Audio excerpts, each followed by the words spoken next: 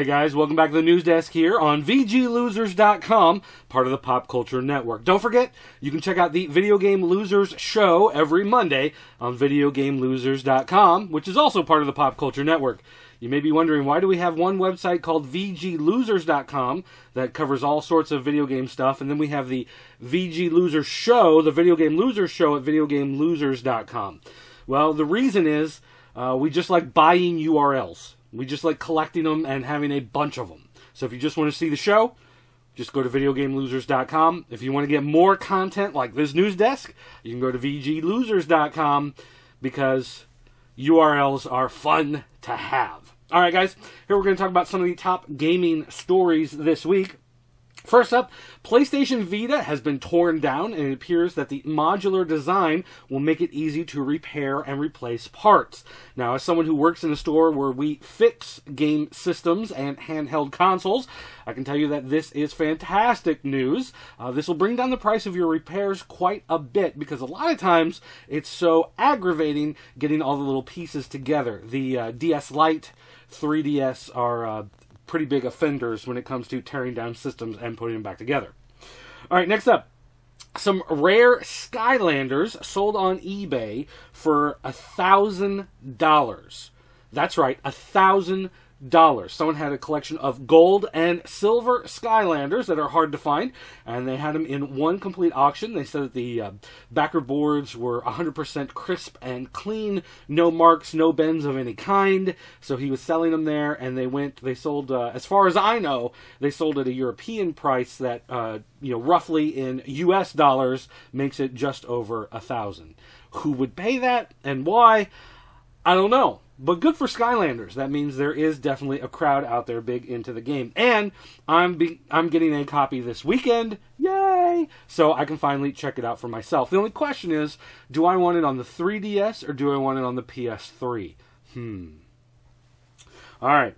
Next up, we've been talking about Double Fine Adventure for quite a while. They needed $1 million. Was it $1 million? No, that's not $1 million. Well, whatever they need $400,000. That was it. $400,000 is what they needed. They raised $1 million, and people said that was crazy. How can you raise $1 million for a game that you only need $400,000 for? Well, guess what? Now it's $2 million.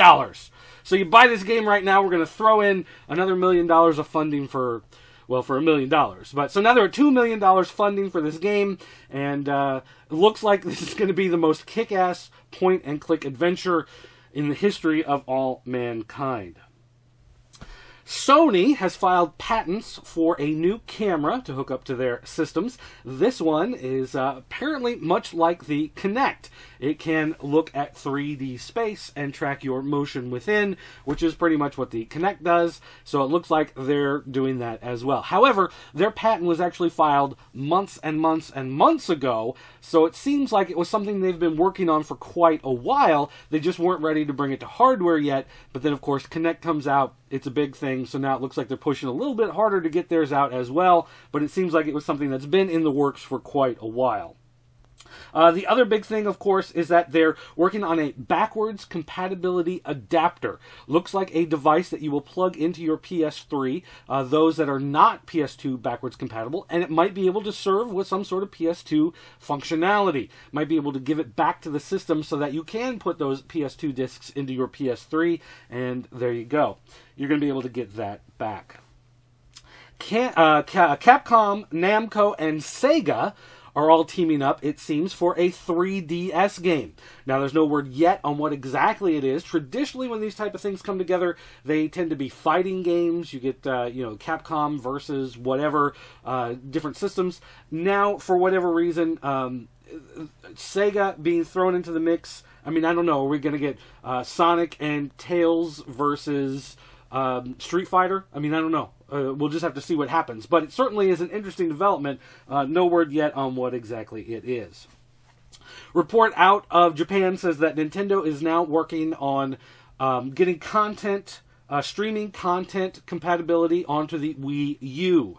As it turns out, now on the Wii, you can get Hulu Plus, you can get Netflix, on the 3DS. It looks like they're working on all of that type of stuff coming to the Wii U. However, they may be adding additional channels. Of course, there's the internet channel on the Wii that can go out on the internet and pull up YouTube. YouTube seems to work really well on the Wii, streaming through, as well as Netflix and other things like that. Looks like they're working on channels like that for the Wii, but they may be going out to some of the more non-traditional internet-only type things, maybe things like Crackle, TV.com, things like that, to try to get them working as well. That would be an interesting development, especially since those have a lot of free content, unlike Hulu Plus, which you have to pay the extra money for. So we'll just have to see what happens with that.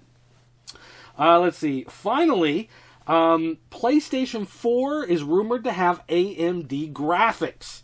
Now, I remember at one point in time when buying a computer made a big deal what type of graphics card you were getting for it.